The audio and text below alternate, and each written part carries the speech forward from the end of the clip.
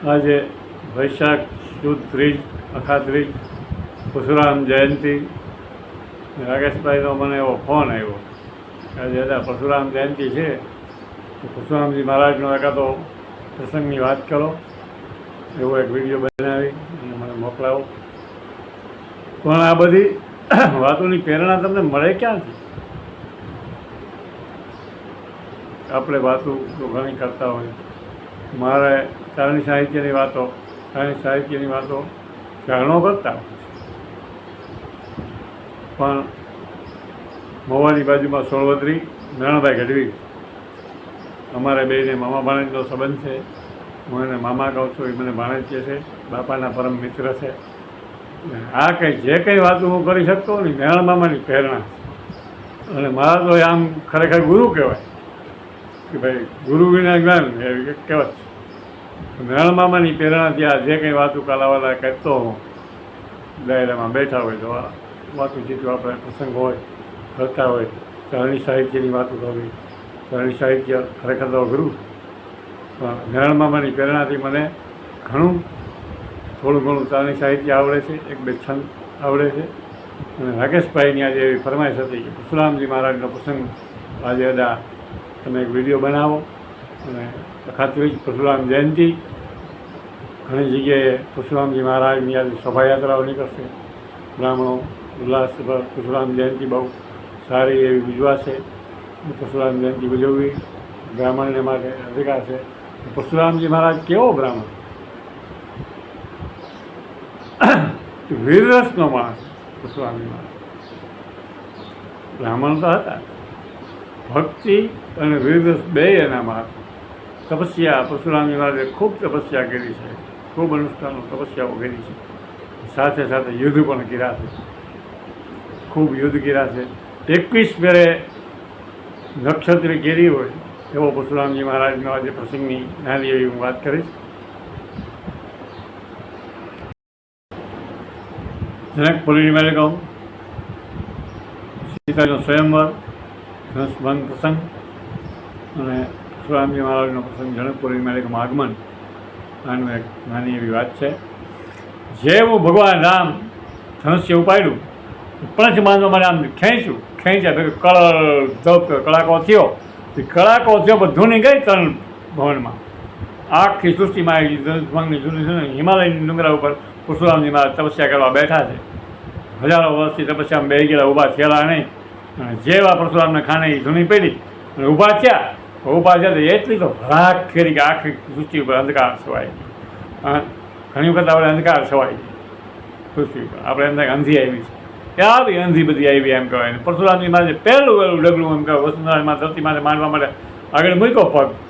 જેવો પગ મૂક્યો તો વસુંધરાની દિશા કેવી છે કે નાની એવી હોળીમાં હાથીને બેહાડવામાં આવે અને હાથી હોળીની માલિકમ પગ દે અને પગ દીધા ભેગી હોળી એક સાઈડ નમે અને હોળીની માલિકમ જેમ પાણી ભરાઈ જાય અને હોળીની પ્રલયકાર થાય, હોળી ડૂબવા માંડે, એમ આ ધરતી છે એક બાજુ ત્રાહી થઈ અને પ્રલયકાર જો પરશુરામજી મહારાજ હાલતા થયા અને આવ્યા જનકપુરીની માલિકમ. એની પર દ્રષ્ટિ કઈ ગૌસ્વામી તુલસીદાસજી મહારાજ એનું વર્ણન કરે છે. વર્ણન કરતા ગૌસ્વામી તુલસીદાસજી મહારાજ કહે છે, શાંત દેશ કરણીય કઠિન અને બરણીય ન જાય સ્વરૂપ. એક તો શાંત દેશ છે અને કરણી કઠિન, બરણી ન જાય સ્વરૂપ. એક તો સફેદ વસ્ત્રો ધારણ કર્યા છે. ભગવાન જ્યાં ખંભાની માથે દ્રષ્ટિ કરે તો હજારો વર્ષથી રાજપૂતને કાપલ નહીં એવા કોળાની માલિકમ હાથ આસમાની કલરના પટા પડી ગયેલા, કાલ બાલ રંગ મંગલ લાલ વેચેતા ધૂમ્ર ભાઈને આવો એમ કે હાથમાં આસમાન કલરનો પટા પડી ગયો. કોળો કમાની માલિકમ પડ્યો છે, એક પાછો બાંધ્યો છે, હાથની માલિકમ ધનુષ છે. 365 દિવસના ભાલા રહી ગયા છે. એક દિવસના એક રાજપૂતને કાપવા માટે તિરકામદા ભાલા રહી ગયા, 2 બાંધા બાંધ્યા, ધનુષમાં હાથમાં માલિકમ રહી ગયો. કોપાત માન કૈલાસ કાળ મજફળ નાથ એસે હિબાન ભરગો જપાત. આવો પરશુરામજી મહારાજ એમ જનકપુરીની માલિકમ આવ્યો અને આવીને જનકને એમ કીધું, હે જનક, મારા ઈષ્ટદેવનો ધનુષનો તોડનાર છે કોણ, એને મારી સામે પહેલાં હાજર કરો. આખી કચારી જગાય. અને જેવા પરશુરામજી મહારાજનું આગમન થયું, હરણિયાની સભા ભેગી થઈ હોય અને નાની વેલાની ભીતમાંથી મૃગરાજ કેસરીનું આગમન થાય અને જેમ હરણિયાની સભા ભાગે આમ ભારતના મહારાજાઓ બધા ભાગ્યા પણ કેવા ભાગ્યા? ખેખડિયા ભાગ્યા. ખેખડિયા ભાગ્યા કહેવાય કોને? કે વટ વટ ઠટ વકટ વકટ ચહુવટ ઠટ ખેકટ પ્રગટ. એક પગલ હું પડ્યું રહીએ અને એક પેરાને એક પડ્યું રહીને ભાગી જાય, આનું નામ ખેખડિયા ભાગ્યા કહેવાય. એ ભારતના બધા રાજા મહારાજા ખેખડિયા ભાગ્યા.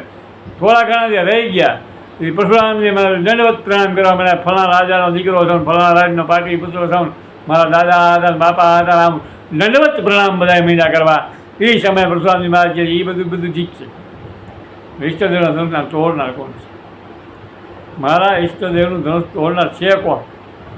વિશ્વામિત્ર આવે, વિશ્વામિત્ર મળે છે, પછી રામને અને લક્ષ્મણને સંપર્ક કરાવે છે.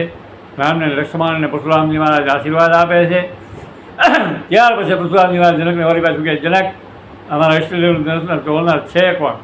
ભગવાન રામ કહે કે નાથ સંબધન ભંજ નિહારા હોય કહીએ દાસ તુમારા.